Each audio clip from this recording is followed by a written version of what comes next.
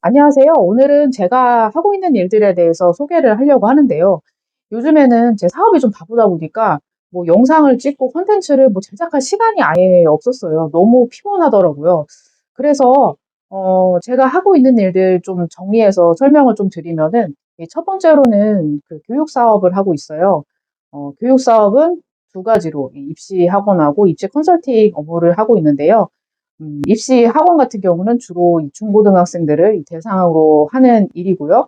이 중고등이다 보니까 아무래도 내신에 굉장히 민감하기도 하고 그 학생들의 물론 성적에 대한 부분도 있지만 그 진로나 이 진학에 대해서도 상담을 해주고 있고 학생들이 이 대학을 가기 위한 뭐 비교과 활동을 설계를 해준다든지 이런 도움을 주고 있는 편이라고 할 수가 있고요.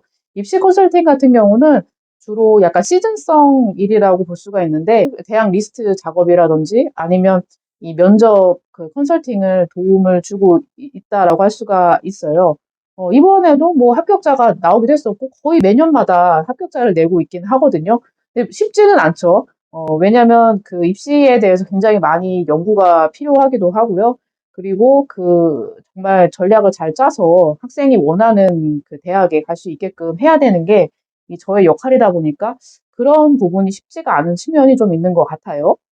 그다음에 두 번째로는 대학 강의인데요. 대학 강의는 이제 주 2회 정도 제가 강의를 좀 나가고 있는 상황이고 사실 그 강의를 하는 시간보다 준비하는 시간이 조금 더 이 많다라고 볼 수가 있거든요. 그래서 대학 강의 준비를 위해서 뭐 PPT 작업도 하고 또 경우에 따라서는 제가 수업 준비를 할 때 잘 이해가 안 되는 내용이 나오면 그것에 대해서 계속 반복적으로 보고 이해하기 위해서 노력을 하고 있는 측면이 있어요. 왜냐 이 교수자들은 그 강의를 같은 내용을 계속 반복해서 강의한다라고 생각을 하지만 시대와 상황이 이렇게 변하게 되면은 그 트렌드에 맞춰서 좀 실무적인 내용들을 대학생들이 이제 도움을 받을 수 있게끔 강의를 하는 것이 필요하거든요. 그런 측면에서 저는 물론 이 교직과정 학생들이라든지 이 교육학과 학생들을 그 대상으로 수업을 하고 있기는 하지만 뭐 교직 이외의 이 진로에 대해서도 강의 중에도 이 얘기를 많이 해주는 편이라고 할 수가 있어요. 아무래도 이 교육학이나 이 사범대 학생들은 되게 그 학교로의 진로로만 생각을 하고 있기 때문에 그 외의 분야에 대해서 깊게 고민하지 않는 경우들이 많이 있거든요. 아무래도 저는 뭐 학교 교육이든 뭐 기업 교육이든 평생 교육이든 이 직업 교육이든 이 다양한 분야에 종사했던 경험이 있다 보니까 그런 내용들을 좀 기반으로 해서 학생들한테 설명을 해주려고 노력을 하고 있습니다.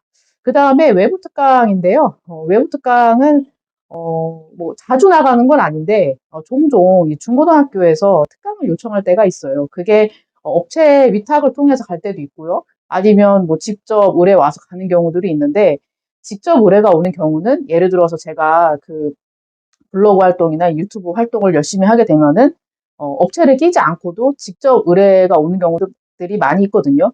근데 뭐 SNS를 그렇게 활발하게 활동을 하는 편은 아니다 보니까 되게 강의를 하는 경우에는 외부 위탁 업체를 통해서 보통 강의를 가는 편이기도 하죠. 아무래도 제가 있는 사업장은 그 제 사업장 내에 이제 학생들만 보게 되잖아요. 물론 다 중고등학생이고 이기도 하고 또 같은 학생들이긴 한데 또 학교 현장에 가서 만나는 또 중고등학생들은 또 다른 느낌이 있거든요. 주로 강의하는 거는 진로나 입시, 뭐 학생부 종합전형 이와 관련된 강의를 주로 한다라고 볼 수가 있어요. 대학 강의랑 비교할 때 어떠냐라고 하면은 당연히 외부 특강에서 받는 돈이 더 많다라고 볼 수가 있고요. 물론 이게 시간 들이는 대비 외부 특강이 더 훨씬 금액적으로 더 나을 수 있는 측면이 있기는 한데요. 저는 뭐 자기 발전이라든지 그리고 더 나은 콘텐츠 앞으로 이 학생들의 관리 또 제가 컨설팅 이런 일들의 도움을 위해서 대학 강의를 계속적으로 하면서 저도 많은 도움을 얻는다라고 볼 수가 있습니다. 그다음에 이거는 뭐 상시적인 건 아닌데요. 제가 여태까지 책을 한 3권 정도 냈어요. 한 꽤 오래되긴 했어요. 왜냐하면 하나는 제가 단독으로 해서 출간했고 나머지 2권은 이 공저로 나온 형태라고 볼 수가 있는데요. 지금은 그 전공 서적을 준비를 하고 있어요. 그다음에 그 연구비를 뭐 수주한다든지 자문위원 활동들이 있는데요. 뭐 자문위원도 사실 할 수 있는 게 되게 많이 있거든요.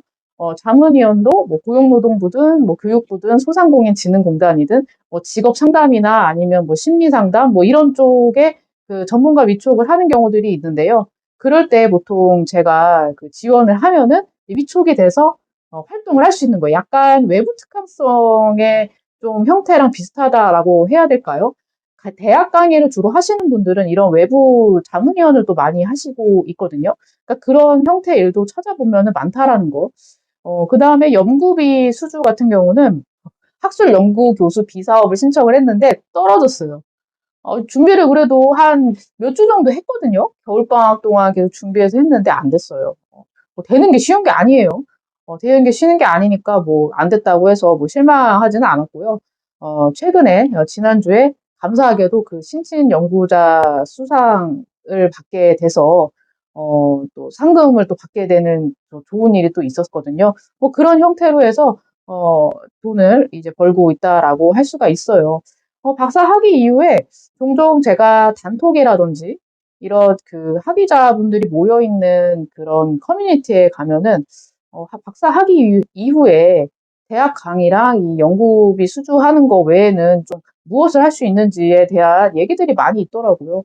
뭐 각자가 뭐 추구하는 방향이나 진로에 대한 목표가 다 다를 수는 있기는 하겠지만 박사 학위 이후에 할 수 있는 일이 굉장히 많다. 저 같은 경우는 사업을 하면서 이 초빙 교수로 있기 때문에 또 초빙 교수로 있는 그런 측면이 또 학부모 고객을 상대할 때 또 긍정적인 그런 측면이 또 있기도 하거든요. 학위를 취득한 이후에 뭐 교수가 되는 진로, 연구원이 되는 진로도 있지만 저처럼 이 사업을 하거나 뭐 엔잡의 형태로도 봉사하시는 분들이 많다라는 부분을 한번 말씀을 좀 드리고 싶었습니다. 감사합니다.